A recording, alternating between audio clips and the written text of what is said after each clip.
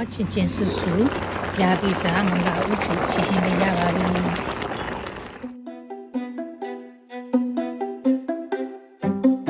ါကတော့မင်္ဂလာဥပ္ပချင်းဟင်းပေါ့နော်မင်္ဂလာဥပ္ပဒီကနန်းအသေးလေးတွေပေါ့နော်ဒီကနန်းအသေးလေးတွေကိုတော့ BNI ဆိုင်မှာရှာဝယ်လို့ရပါတယ်ဒါချက်သွန်လေးချက်သွန်ဖြူစီစာခဲညင်တီအယောင်တင်အဆက်စနွန်းမောမကြီးသီးမဲ့ပေါ့နော်မင်္ဂလာဥပ္ပကိုအရင်ဆုံးခွာထားမယ်ပေါ့နော်ကြည့်ရောပိုင်းလိုက်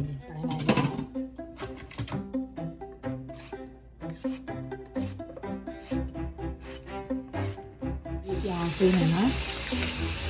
မလီးခင်မှာရေပြောင်းပေးထားမယ်အကုန်လုံးကိုရေပြောင်းပေးသွားပြီဆိုတော့လှီးတော့မယ်ဒါကတော့မကြီးမဲ့လေးပါမကြီးမဲ့လေးကိုလည်း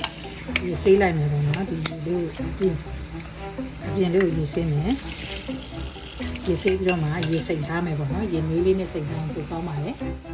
ရေစိမ်ထားပြီနော်ကနန်းလေးကိုလည်းတကားတည်းထည့်ပြီးတော့ရေပြောင်းဆေးထားမယ်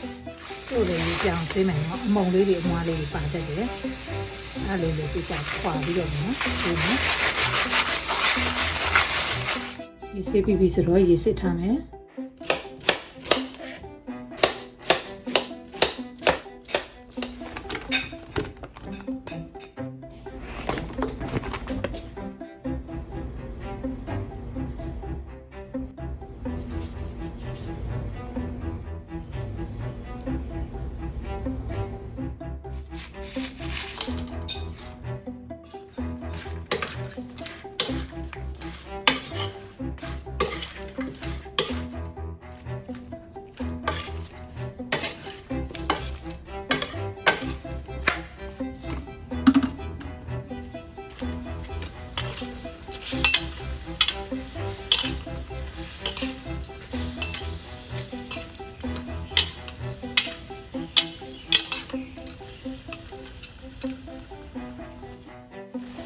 ဒီပြင်နော်